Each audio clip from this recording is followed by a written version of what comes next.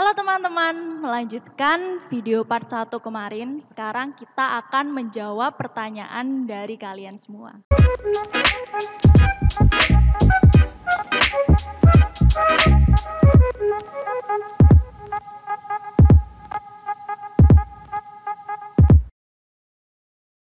Sebelum lanjut nonton video ini, silakan like, share, komen, dan subscribe channel ini. Jangan lupa tekan gambar lonceng untuk mendapatkan notifikasi video terbaru dari kami. Untuk kritik dan saran bisa tulis di kolom komentar ya. Dan jangan lupa follow akun Instagram kami @kppmblitar dan @gkjw_blitar. Sudah? Wes, lanjut.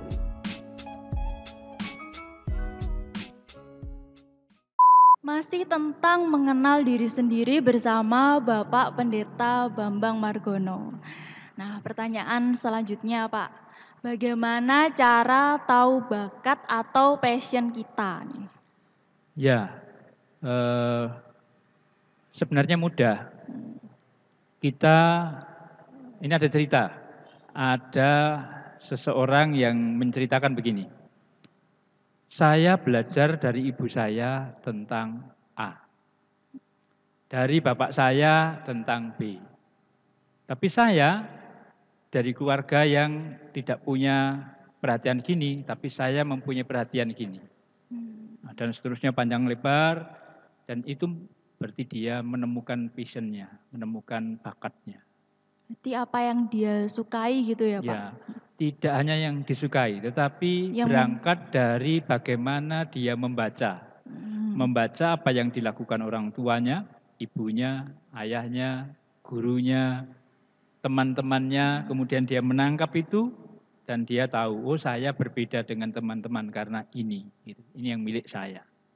Oke, selanjutnya Pak, bagaimana cara melawan ego yang hanya mencari kesenangan diri sendiri tanpa memikirkan orang lain di sekitar? Iya, sebenarnya kalau kita bicara tentang ego, itu kan tentang diri kita.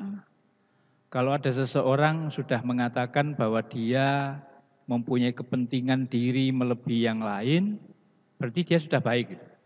Karena mengenal diri sendiri ya. Dia sudah tahu kalau dirinya ego, gitu, egois begitu. Bagaimana dia sekarang kemudian mencoba melatih, mengendalikan dirinya, mulai memperhatikan orang lain. Dan itu proses yang tidak sederhana juga. Sebenarnya yang bertanya ini sudah baik karena dia sudah tahu ya Bapak Ya, kalau betul, dia tuh betul. egois. Nah, Cuma tinggal melatih bagaimana dia meredam ataupun bahkan menghilangkan ya Pak egonya dia. Oke. Selanjutnya, bagaimana cara kita mengenal diri sendiri karena seringkali insecure?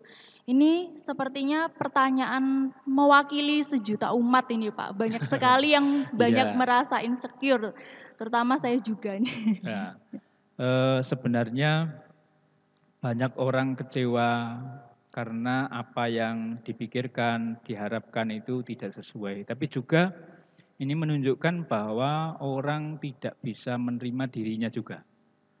Jadi ini satu hal yang menurut saya kita harus melatih bahwa saya berbeda. Saya punya sesuatu yang bermanfaat ketika itu saya bagikan kepada yang lain. Atau ketika ini saya pergunakan.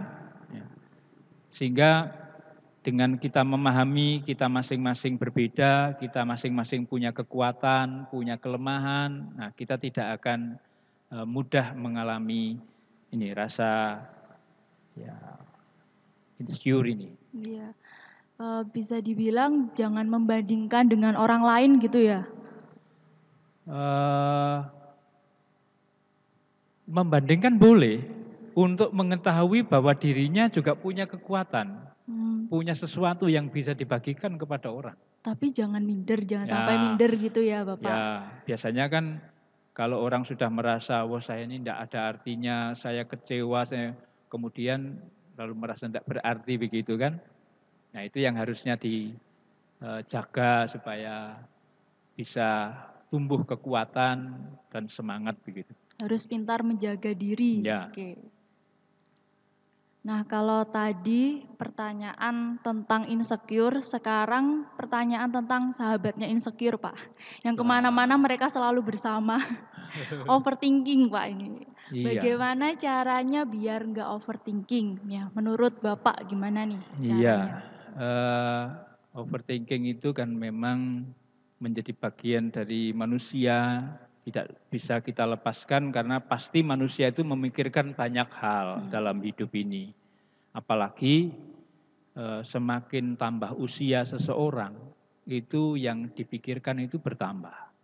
Pertanyaannya menjadi semakin ruwet gitu, makin sulit untuk dijawab. Nah, justru karena itu kalau tidak hati-hati, terlalu banyak pikiran itu membuat kita cemas. Oh, ini belum, wah cemas. Kalau sudah cemas nanti bisa stres. Ya. Nah itu tidak boleh itu ya. Boleh. Stres kalau kebablasan kan jadi depresi.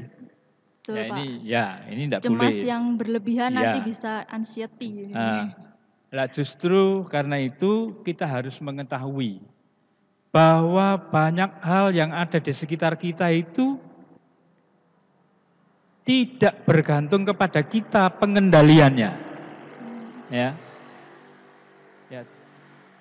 Jadi tidak semua hal pengendaliannya ada pada diri saya. Itu berarti kita bisa berbagi dengan orang lain. Ya, memang kalau sudah seperti itu overthinking jadi insecure. Karena terus jadi gelisah, oh enggak selesai.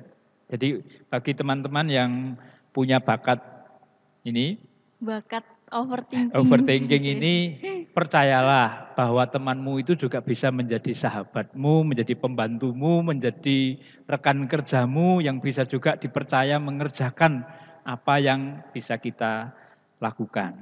Ya. Nah, kalau orang sudah overthinking dengan gejala-gejala yang saya ceritakan tadi, bisa jadi dia juga kehilangan fokus. Karena terlalu banyak yang dipikirkan itu. Gitu ya. Ya, jadi monggo ini menjadi panggilan bagi kita kaum muda, kita banyak teman, jangan dipikir sendiri, tapi mari kita berbagi, karena itu menjadi kekuatan kita bersama. Berbagi pikiran gitu ya Bapak? Ya berpikiran juga pikiran. Bisa, nanti kan kaitannya kan dengan kegiatan. Tapi kalau overthinking itu bisa menuju ke arah yang positif nggak sih Pak? Ya saya katakan tadi di awal bahwa semakin seseorang itu bertumbuh dewasa, semakin banyak pikirannya. Itu hal yang positif di dalam diri kita. Kalau kita semakin bertambah usia, pikirannya seperti anak-anak saja kan tidak wajar ini. Tidak berkembang gitu ya. Jadi ini hal yang positif, tetapi kalau menjadi overthinking itu kemudian dirinya merasa tertekan, gelisah, nah kan tidak berarti. Apalagi nggak bisa tidur terus begadang gitu ya Pak. Iya itu, begadangnya sampai pagi nanti jadi lowo. Oh iya, jadi manusia noktural nanti. Siang tidur, malamnya keluyuran. Malamnya keluyuran, oke. Itu dia teman-teman, semua pertanyaan sudah dijawab oleh Bapak Pendeta Bambang Margono. Ya. Nah, jadi buat teman-teman yang kalau siang insecure, malam overthinking, apalagi nonton video ini di atas jam 1 pagi, udah nggak usah begadang ya, tidur aja. Pikirannya nggak usah diajak traveling. Nah, demikian tadi semua pertanyaan dari teman-teman sudah dijawab. Terima kasih buat kebersamaannya dan juga untuk Bapak Pendeta, terima kasih sudah bersedia menjawab pertanyaan dari teman-teman ini. Ya. Oke. Nah, sekian terima kasih dan mohon maaf bila ada kesalahan. Aku mengasihimu.